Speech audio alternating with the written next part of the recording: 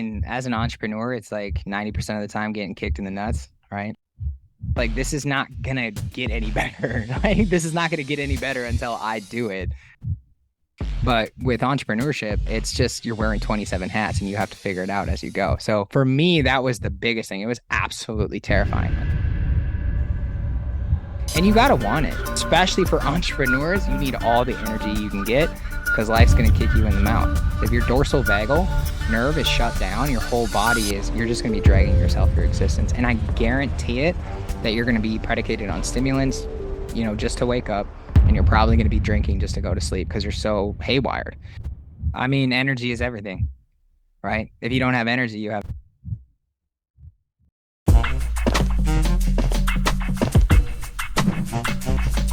I'm Darian. I'm Elena, and this is our podcast, Step into Success, where we give you an inside look at how people are currently creating success in their respective fields. Our mission is to bring you into the trenches for an inside view and hopefully give some inspiration and knowledge as you work towards success in your own way. All right. Hey, everybody. Welcome to Step into Success podcast. Today, our guest is Kyle Anthony Trautmann from High Vibe Holonomics. Kyle, did I say that right? Holonomics? Yeah, Holonomics. Yep. Holonomics. Awesome. So Kyle, man, he does a lot of great things with healing, helping people out. Kyle, if you just want to give a quick introduction real quick, we'll get this going. Cool. Yeah. Very simple. I'm the CEO and lead facilitator here at High Vibe Holonomics. And really what we focus on is psychoneuroimmunology of flow state and bioenergetic assessments behind trauma-induced illnesses. So we teach a very, very simple curriculum based off the 7 types of trauma, 7 dynamics of health.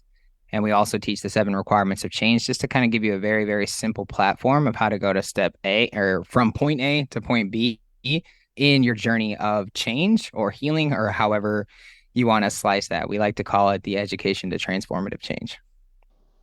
Got it. So if I had to sum it up in like one sentence, High Vibe Holonomics uses these principles of the mind, right, to help people heal from whatever it might be that they need help healing from.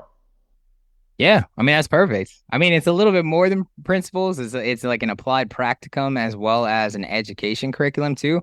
But the best way that I can describe it is giving people a blueprint for where they need to go from wherever their initial assessment is to wherever their desired outcome is, right?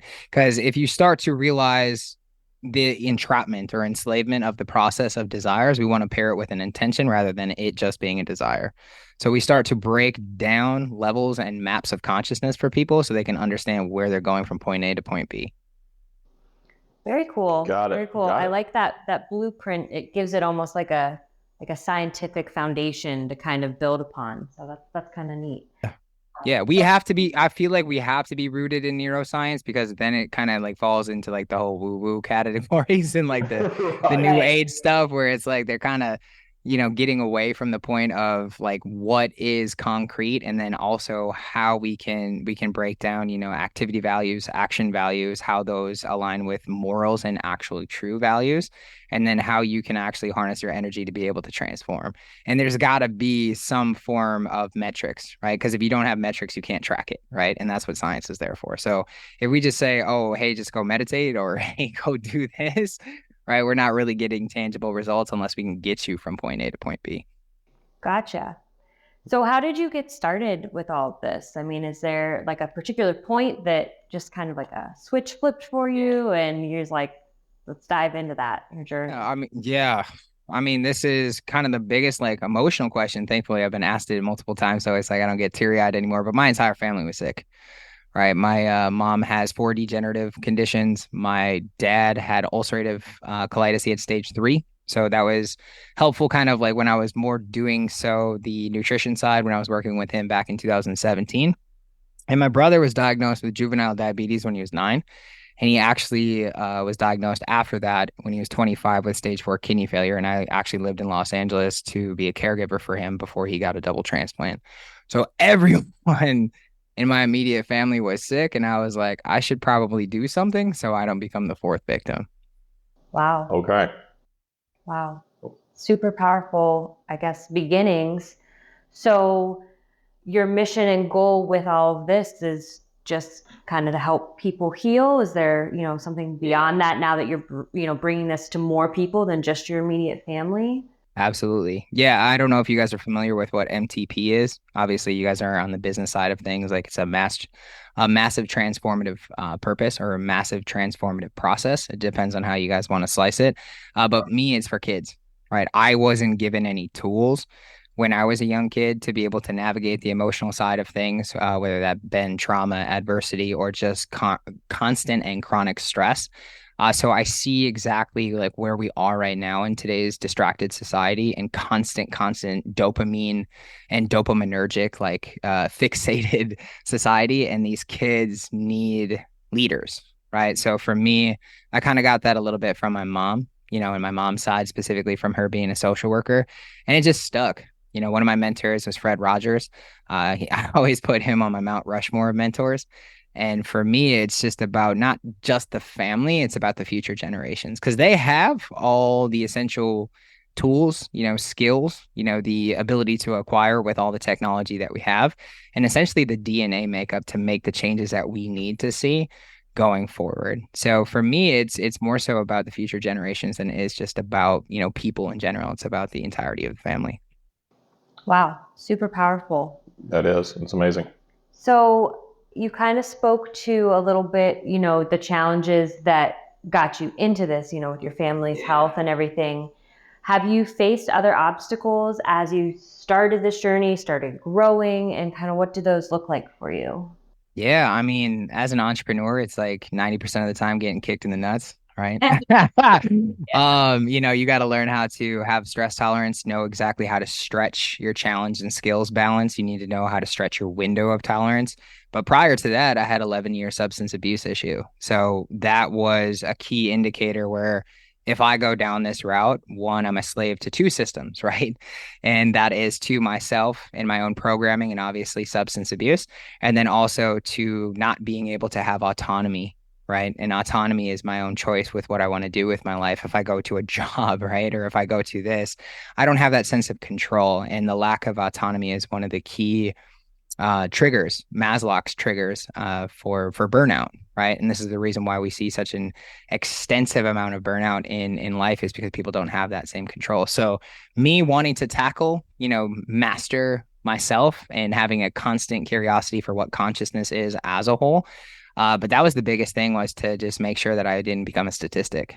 Like that was the biggest thing, to get past substance abuse for that long, which was about close to a third of my life.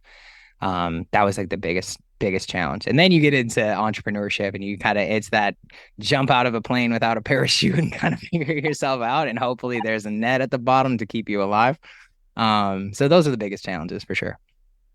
How did you kind of deal with the entrepreneurship side of things? Like, did you face any type of hesitation or anxiety around like going into this and doing this like full time, putting your all behind it?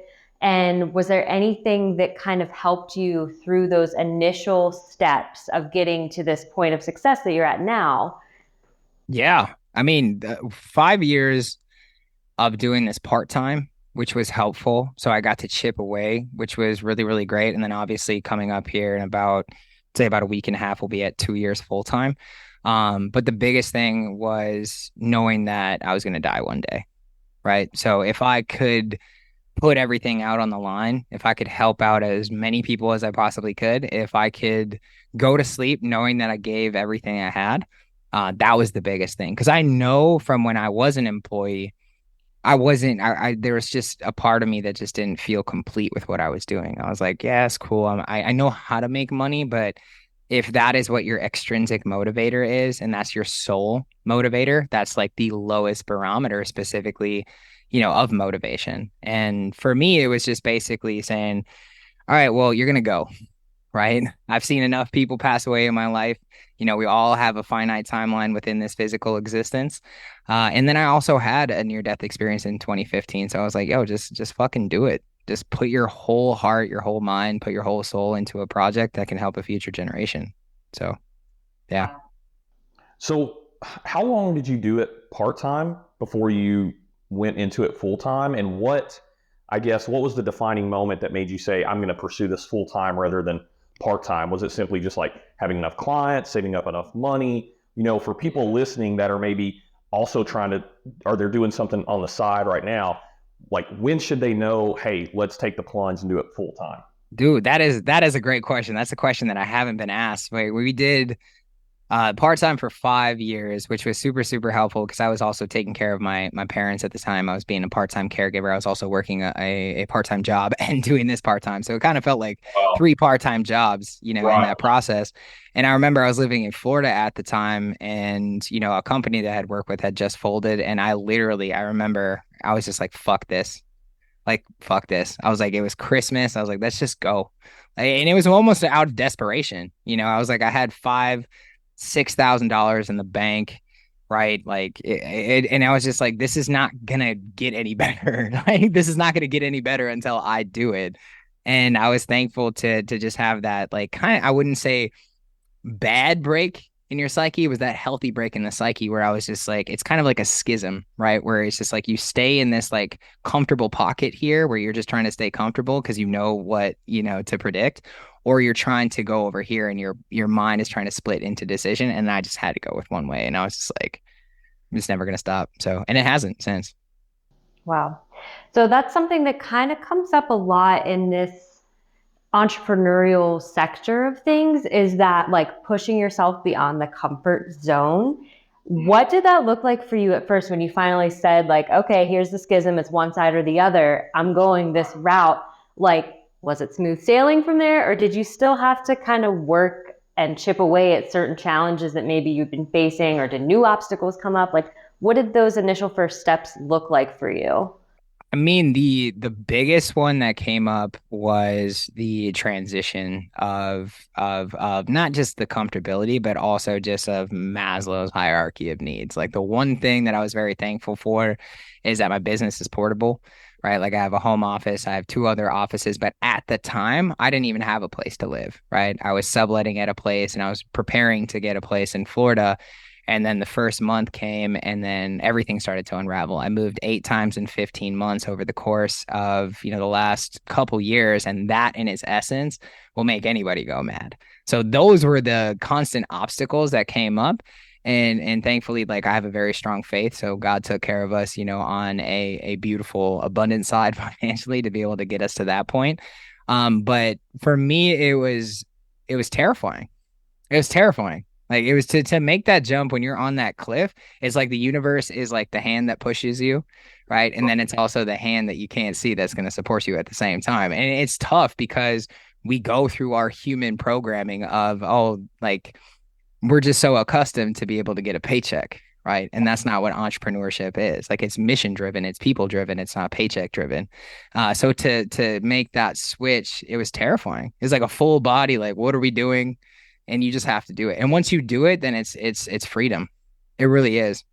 Because you learn how to solve problems on the fly, right? And anybody that is, say, even an entrepreneur, CEO, you just wake up and you're constantly solving problems, right? You're constantly solving problems. So once you get into a solution oriented mindset, it becomes easier. But that was challenging because when you go to a job, you're not really solving a lot of problems. You're just doing what people are telling you to do because the problem is inevitably going to be solved, right? Whether it's customer service, yada, yada. But with entrepreneurship, it's just you're wearing 27 hats and you have to figure it out as you go. So for me, that was the biggest thing. It was absolutely terrifying. Like I probably shit my pants. I'm not going to lie if I'm being completely honest with you. And you just got to do it, right? And once you do it, there's just something that comes over where like, I got this, right? Like I got this. And then it just becomes a natural rhythm. So yeah, new obstacles obviously come up because new things arise. But, for me, it was the greatest decision I think that I've ever made outside of getting sober. Awesome. You actually said something right there that sparked a question in my mind. But before we get too far down the road, I actually want to go back to something you said a few minutes ago. You mentioned a gentleman, and you're going to have to remind us of his name. You said on your Mount Rushmore of mentors. And my question is, if you have a Mount Rushmore of mentors, that means correct me if I'm wrong, you must have several people that were mentors in your journey. Did they just come up organically? Did you seek them out, like knowing that you needed a mentor? Can you explain to us like how mentorship has helped you in your journey? Yeah, dude, that is a fantastic question too, because we really emphasize within our company mentorship, not only just for our students, but also just for the kids, because our youngest client is 8. But I would say it just came organically, right? Like I wasn't really seeking. I have a feeling too, this is just kind of how I see and teach energy, is that if you know you need something, right, and you just ask, like it will be given. You don't have to keep seeking it. It will find you. And that is also a principle of the law of detachment, like solutions just emerge, right? And kind of uncertainty is a reality if you let everything kind of unfold the way that it's supposed to be naturally. But like my Mount Rushmore is Eric Thomas, right? Kobe Bryant, Martin Luther King Jr., and then obviously Fred Rogers. And that's, Mr. Rogers' Neighborhood. Just very, very, just amazing human beings in their own right, but also a perfect balance between tenacity and tenderness, which you need to take care of people, which you need to serve people, which you need to be able to support families, especially mothers and children, in the like. But yeah, it just kind of came to me, man. I was never really a person that seeked out mentorship, but I knew that I needed direction because I was going down a bad path. I wasn't even just going down a bad path. I was pretty much just already in a perpetual spiral. So once that kind of came to me, it made sense to constantly keep seeking out information. And that's one of my 5 activity values is constant knowledge and learning so you can up your game. So yeah, just kind of flowed to me. Wow, that's interesting, and gosh, it's funny you mentioned that because here just recently I was reading a book or something, and somebody in the book talked about, hey, you don't have to know your mentor personally. Like you can find someone. Like so, for example, for you, how did Kobe Bryant become a mentor? Like did you just decide I want to be successful in my own way, the way he is successful, and then you started paying attention to what he was doing, or for people in the audience, right? How do you seek out like mentorship from someone you don't know? Like, how did you do that personally? Yeah, so we line up what we like to call intrinsic and extrinsic motivation. So intrinsic motivation, there's 5 key indicators to that, and it's about autonomy, it's about autolicity, which is your self-purpose, curiosity, passion, but then also at the same time mastery. And you correlate that to the people you want to learn. And Kobe Bryant was mastery. Like the dude was absolutely maniacal.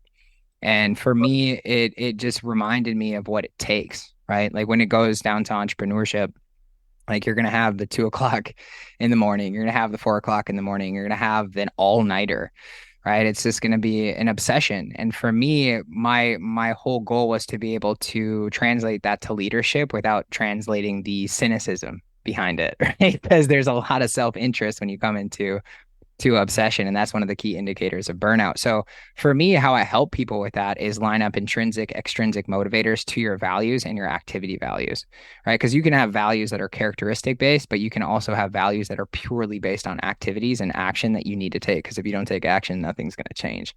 So for Right. me, that's how I lined it up. That was extremely important. And then obviously the courage, strength that came from Martin Luther King, quietness, patience, the ability to listen and interpret information that came from Fred Rogers. And Eric Thomas was very similar to Kobe Bryant and his orator skills, right? His ability to speak. And I also paired that specifically with Martin Luther King Jr. as well. So I just paired up those values. For me, I love speaking, right? If I didn't have cohesive, concise speech, it's very hard to educate people for people to be able to interpret what you're teaching. So I just lined up those people with those values, and then also the intrinsic and extrinsic motivation factors. That's that's awesome, man. I think that's some really great, valuable information for myself, and I'm sure for everyone listening.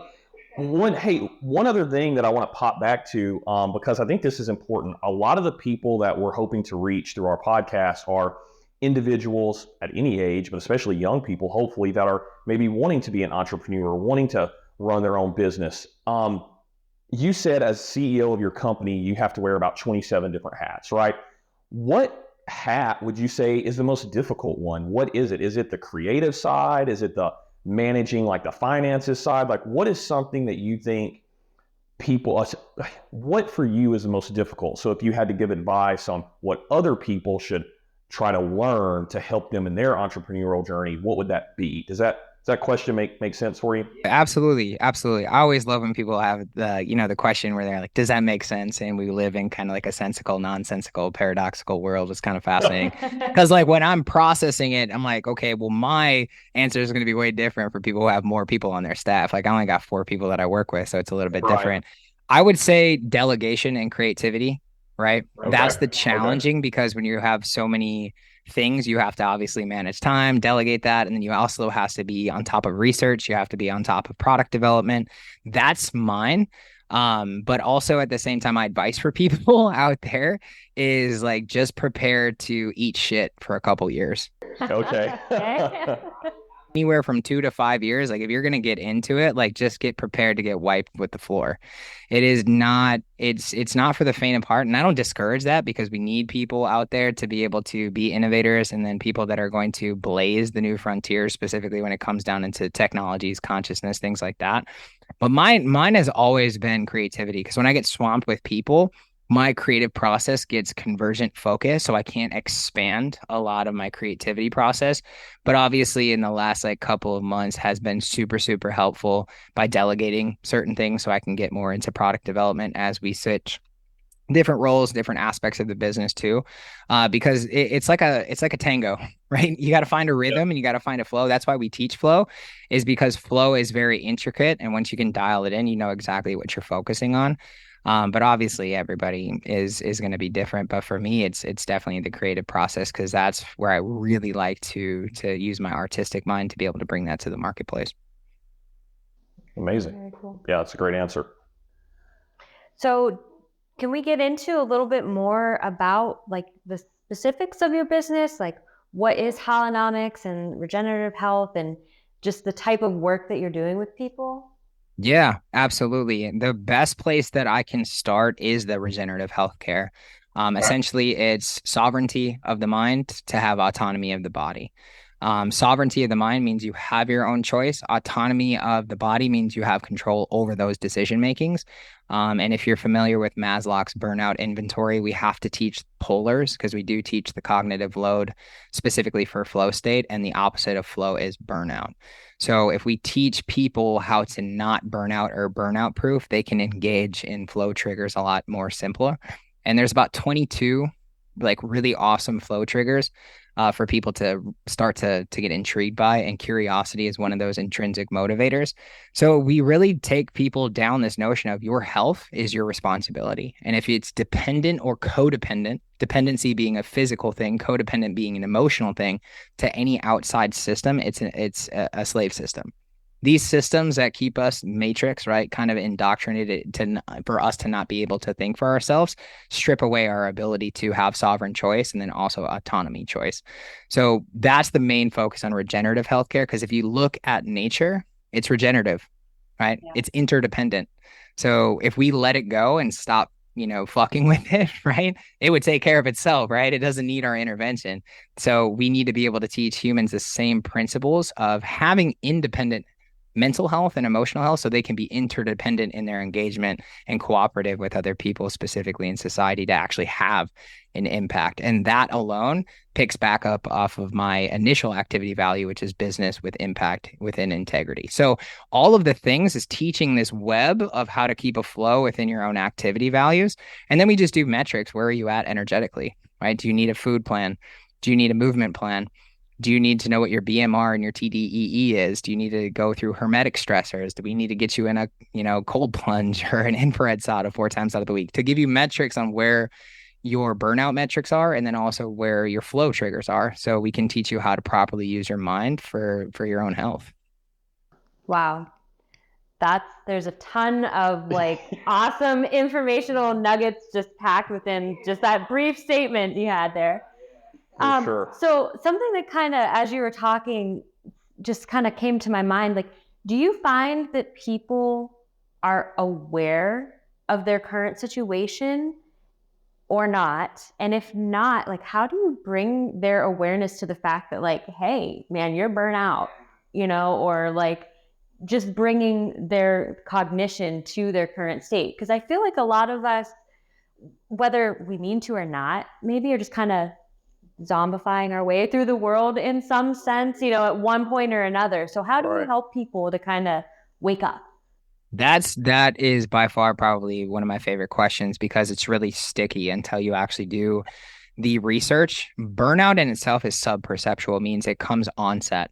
It's actually known as a medical disorder, a disease by 1,000 micro lacerations, and these are also known as adverse pre-onset experiences. So it just pops up on you. There's 12 stages, and this was all broken down by Frederick Heidenberg in 1974. And depending on where you are at that stage, you'll start to see characteristics happen within the being. Once you start to get to like stage 8, 9, 10, shit starts to get really scary. So awareness, what you're talking about on the energetic log through the maps of consciousness, these are things that are not only helpful tools but really deep developments by Dr. David Hawkins to tell you where your energetic log is. And awareness is at 700. Shame and guilt are at like 20 to like 30. So you're like nearing death when you're constantly in a shame and guilt cycle. So when you have the awareness, right, we have to have awareness. What you said is perfect because that's your first line of defense. If you're not aware of shit, you're going to be running on autopilot. And if you're burnt out and that's your program, you're definitely going, this much closer to the grave each day that you're waking up. You're probably pounding coffee. You're probably running around. You're probably not getting sleep. If you're in northern latitude, you're not properly, dialed in with the sun via the circadian rhythm. There's so many challenges. So we would have to take a full assessment. This is what I always tell people: press the brakes, right? Press the brakes and then take a full assessment so we can see, because science has proved that it takes about 4 to 5 months of a proper protocol for you to fully engage back into your body. So you're associated with your body. You're not disassociated through a program. So awareness is key. But if you teach people, levels of consciousness, where it is on the energetic log, they can be like, oh, wow, I've been feeling like this. I've been feeling like this for a long time. Oh, I can trace my memory to a time where I was feeling like this. And this just keeps compounding over time. And it's the same thing.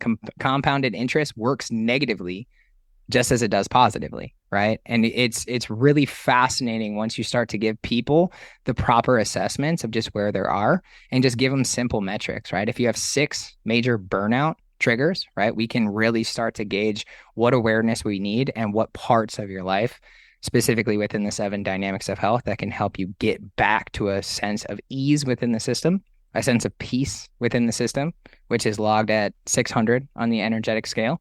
But then also it gives you an ability to stop feeling like you're rushing everything. You're forcing everything. You're busy, busy, busy. You're not busy. You're burnt out.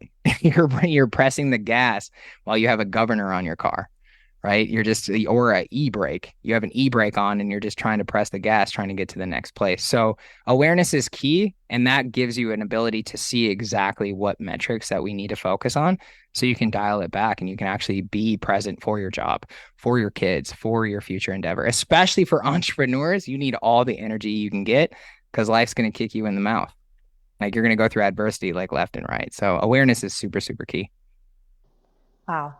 Yeah, that's again a ton of information just packed into that statement.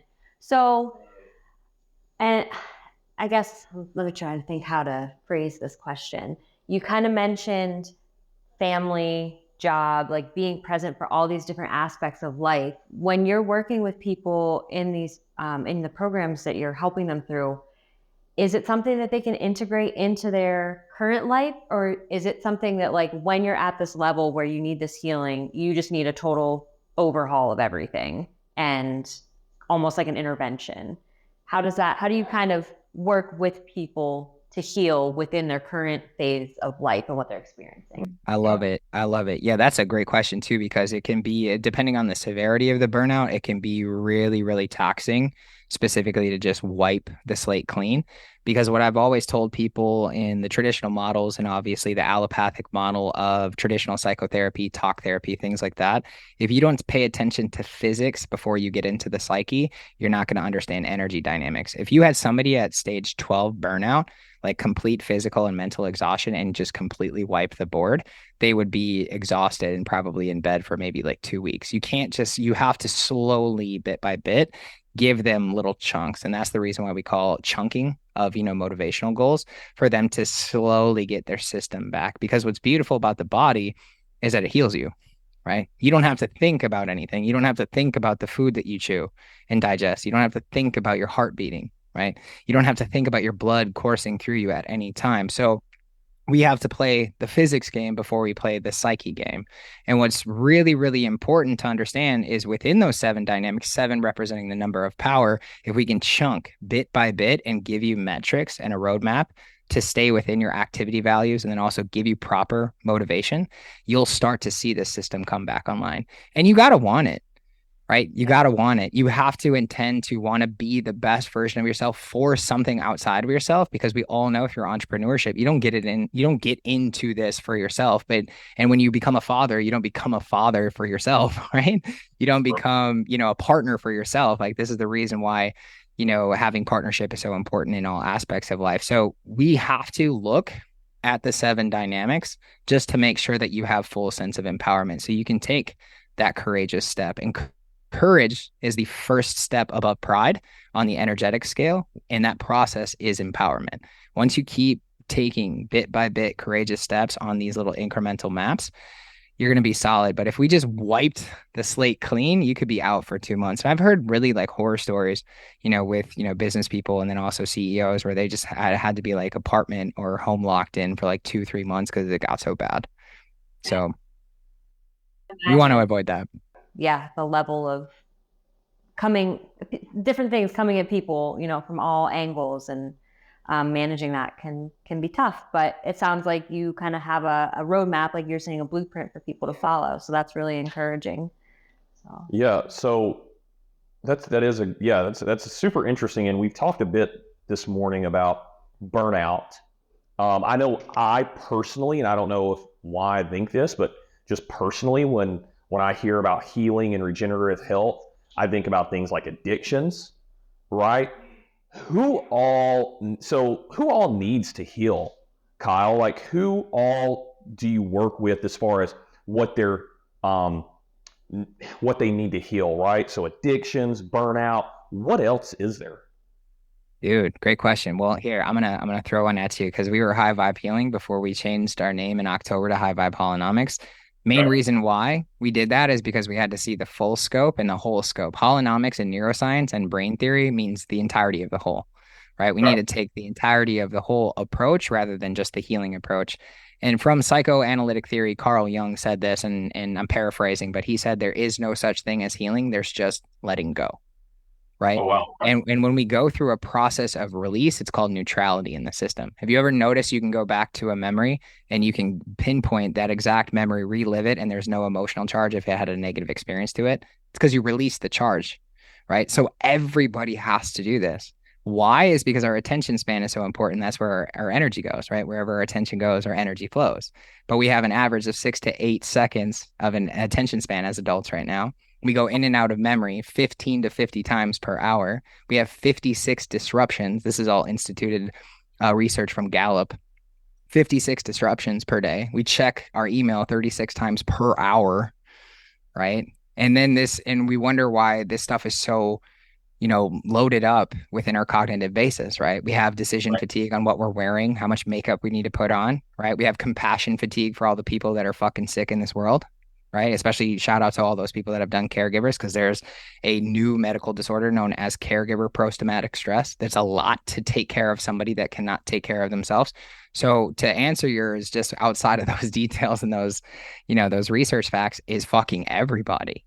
Everybody needs to be on a protocol to lessen the cognitive load and the allostatic load. Allostatic load is the entirety of what's being poured into you accumulatively throughout the day, right? So emotional stress, physical stress, right? This is the reason why I'm so hell-bent on being like, get in the sauna, do cold showers, ice baths, so your body can get shocked into having a healthy dorsal vagal response. If your dorsal vagal nerve is shut down, your whole body you're just going to be dragging yourself through existence. And I guarantee it that you're going to be predicated on stimulants, just to wake up, and you're probably going to be drinking just to go to sleep because you're so haywired, right? And when you get to about stage 10 and 11, when it comes down to the depersonalized stages, specifically within burnout, this is where substance abuse comes in. And if you have a genetic predisposition to that, right, or if you just have those tendencies, it can get extremely dangerous, right? And then you have the fallout specifically of all the other people that you care about. So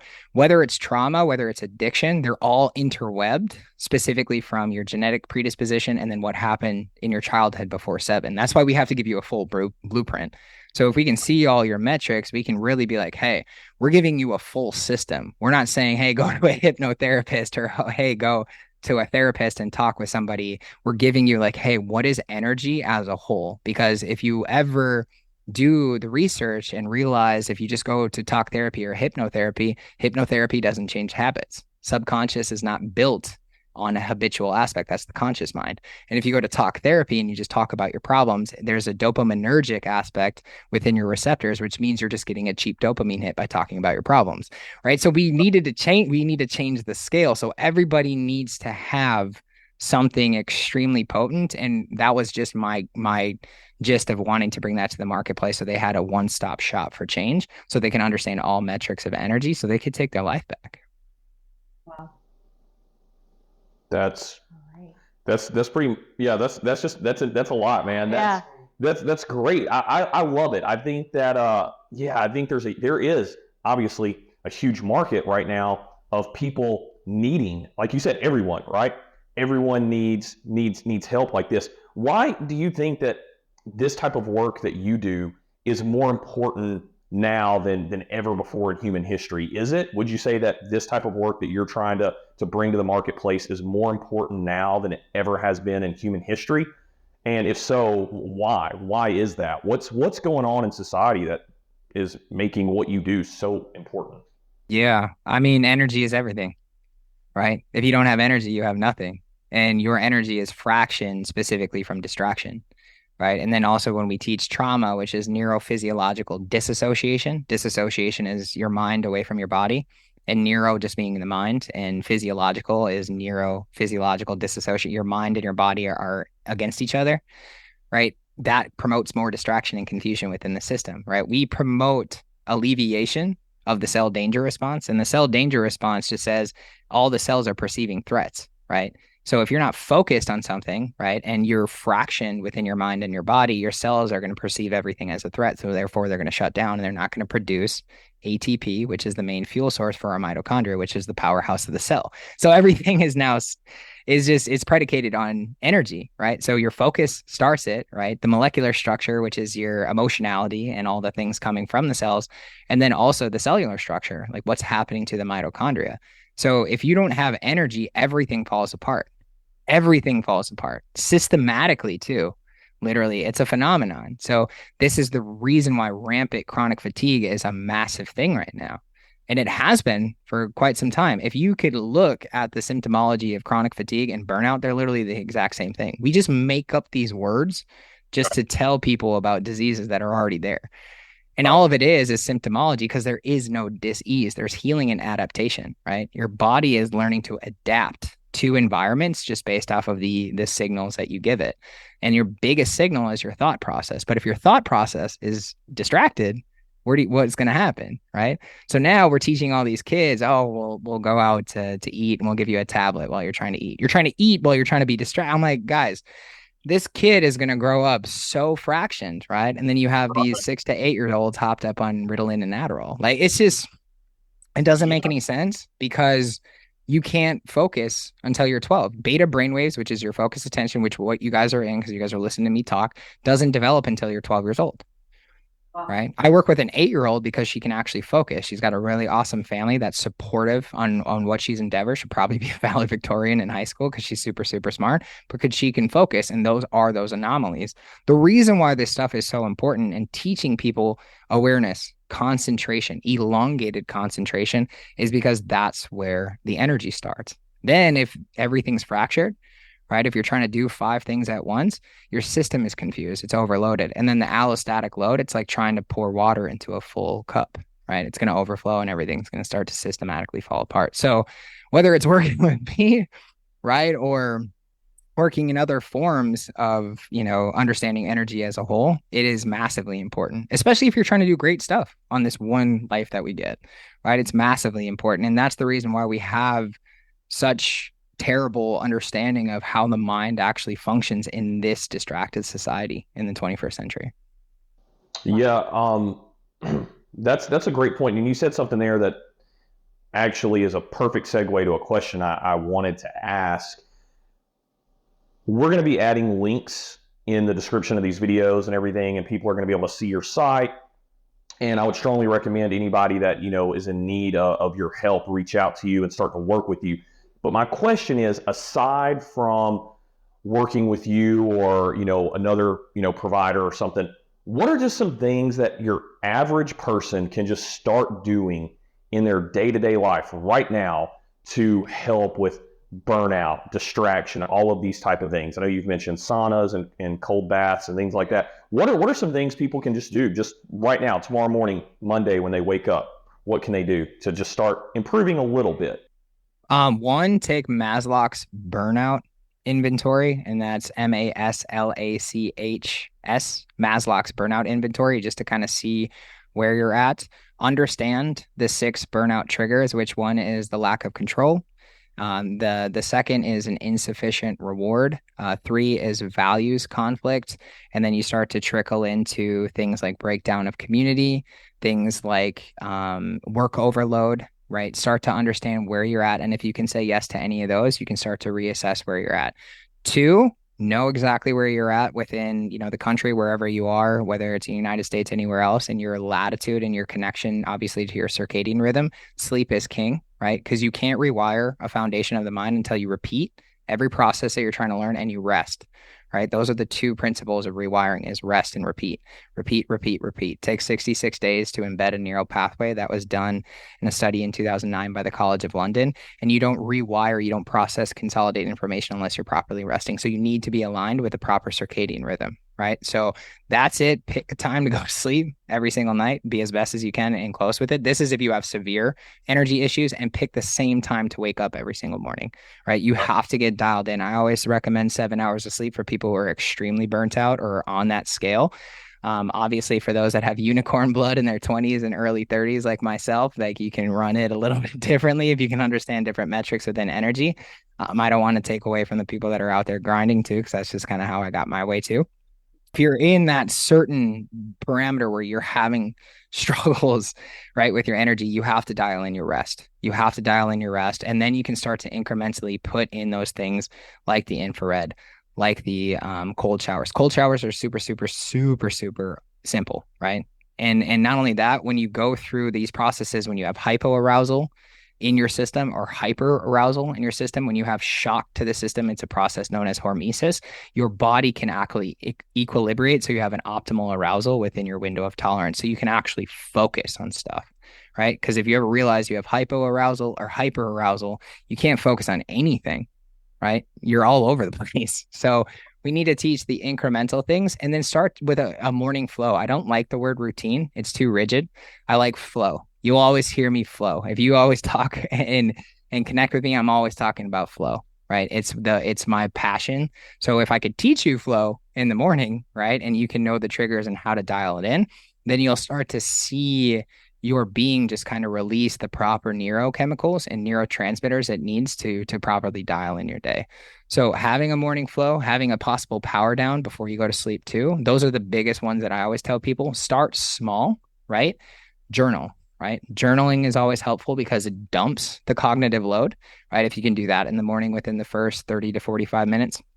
Simple meditations, right? Starting with open senses, starting to feel your body so you can put your awareness on different parts of your body. This is a process known as yoga nidra. That is also part of non-sleep deep rest. Non-sleep deep rest, there's 5 key components to that.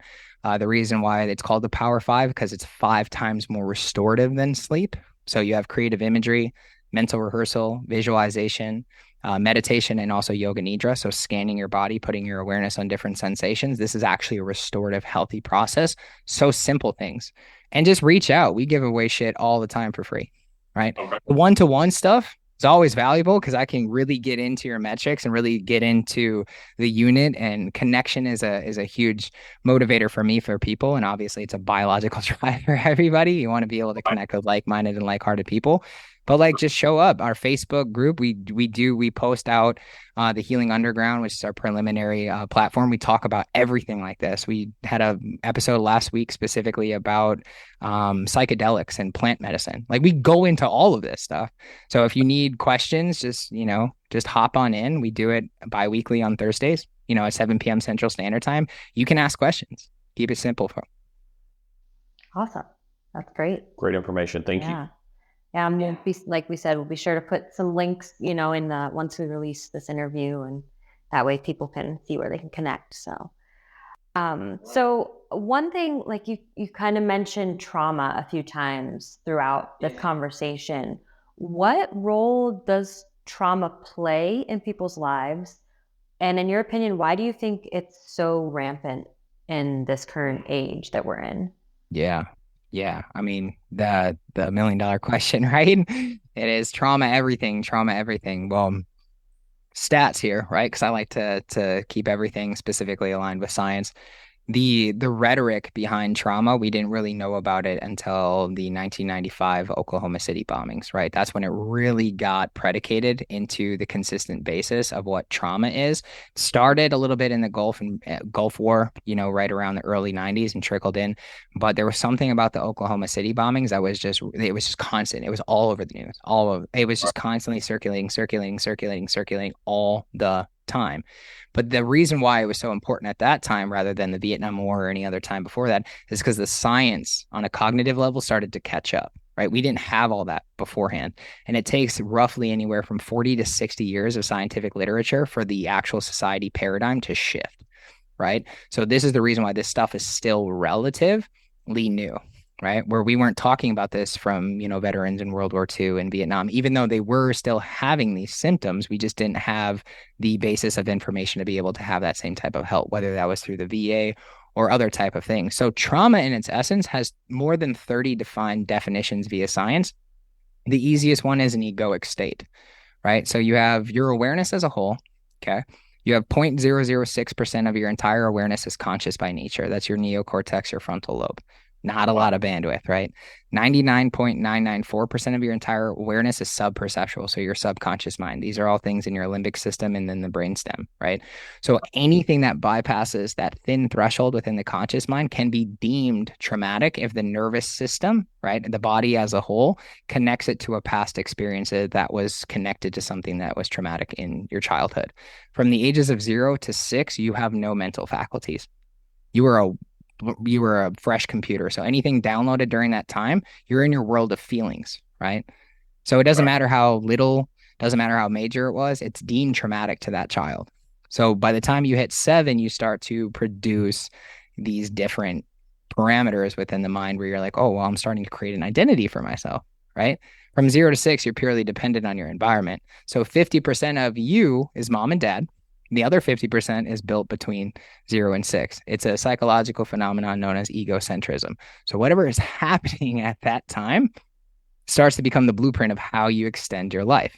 And then every compounded experience on top of those initial timeframes start to create your physiology. And this is where triggers come from, right? So all that now we have trauma, right? What happened from 0 to 6 is just extensive and just extending to your time frame right now. So this is the reason why you're not just going to hear about trauma just as one single event. You're going to hear more so about childhood trauma, how they correlate and how they connect. So the reason why trauma is super, super important to understand is because we're getting it a little bit confused with adversity and stress, right? Stress is environmental stimuli, right? Adversity is our perspective and our perception that we put on the experience. And trauma is what's stuck in the body, right? So whatever is triggering the body, that's when you have these heightened arousals or hyper or hypoarousals. And that's the reason why it's extremely important to always track certain times that happen between 0 and 6. And we teach the 7 types of trauma, so you're actually educated on where this stuff is coming from, right? What time frames they're coming from. If it's from 0 to 2, adverse babyhood experiences. If it's coming pre-birth, adverse multi-generational experiences. Science has found up to 14 generations through your lineage starts to happen before you even come earthside. So you have to start to understand consciousness is one of the most fascinating things because it's non-local and it's eternal, right? So things that have happened in your lineage in the past before you were even aware of who you were are affecting you and your neural circuitry and your biology. So the reason why trauma is not only just a hot word is because it's now come to the forefront that it is the leading cause of pre-existing conditions. And this is where the adverse childhood experience study that was done from 1995 to 1997 really started to hit the scene. And this is right around that time with the Oklahoma City bombings. And now it's starting to hit the mainframe because we're hitting around 2025. So probably within the next 5 years, this stuff will be the leading key indicator of what we need to do from a healthcare standpoint, if not already. So it kind of, I mean, I think it could be easy for people to almost use trauma like a crutch, like, oh, this traumatic thing happened to me, and so now I'm stuck here. Like it's in my body, it's in my mind. What are some things that people can do to sort of, I mean, obviously you will go much more in depth. People choose to work with you, but just kind of like surface level, briefly, like, are there certain changes that people can make, whether it's mental, physical, specifically for trauma, to help kind of just almost like loosen them out of this maybe victim mentality, and kind of take that autonomy and that power back for Yeah, themselves? absolutely. Well, there's twofold aspects is neurologically get educated and physiologically get educated. So neurologically, you have to understand consciousness, right? Victim and abuser consciousness is anywhere from shame all the way up to pride, right? Once you get past pride, the next step is courage. So you have to understand the emotional physiological aspect because emotions are all molecules, right? This is Candace Pert's work, emotions, or the molecules of emotion. Amazing foundational work that she did to break down that every time we have an emotion, we have a chemical cascade going through our system that starts to change the functionality of our body. So first things first, get educated on that, because once you have more assigned meaning, you have a reason to want to repeat a process to change. And then physiological, you have to understand just what the stress adaptation is to trauma. So you got to get a movement plan, right? Most people who go through chronic fatigue, I'm like 10,000 steps a day. Just get on it. Start there and then start to compound over time, and then getting to other functional movements that are a little bit more easy to understand. And then obviously, if you go through a memory retracing process, we do something called subconscious dynamics. It kind of helps alleviate the system as a whole psychosomatically. But you want to get educated and move, right? Anything that's not moving has inertia. So shame, guilt, fear, anxiety promotes inertia in the body. And that's the reason why people who are in shame cycles, guilt cycles, they tend to stay in bed, right? People who are depressed, they have a hard time getting up, right? It's because inertia, they're called two density emotions, and emotions are magnetic. So if you have lower thresholds, they pull you down, right? If you ever feel bliss, you're out here, you're having fun, you're having a good time, right? But if you feel shame, guilt, anxiety, and depressed, you feel like you're a shell of yourself, because you have to look at physics, right? I always tell people to reiterate this, look at the physics of energy before you look at the psyche, because energy will pull you down, right? Or it will bring you up. And that's the same notion of misery loves company. The predominant state to shame on an emotional side is a miserable existence. And these are just maps of consciousness. So when you can get educated, also the reason why, I actually had a student ask me this last week, why do you think this stuff is more rampant? Right? It's because we have the neuroscience principle of assigned meaning. If you give somebody an assigned meaning, they're going to want to repeat the process. So if you give them a reason why they're doing something or a reason why they're being educated, they're going to want to either change or repeat what they're already doing to promote further change. And that is the nature of evolution. It's always change. So getting educated and then taking action. And if it's hard for you to take action, that's what mentorship is for. Trust me, that's what trainers are for, so they can push you and also nurture you. Because some people have gone through some crazy shit. And trying to push them to an extreme is not the smartest idea to do. Right. You want to also know where people's window of tolerance are, also their trauma and stress responses, so you can push them to grow, but not capsize them so they give up. Wow. Okay.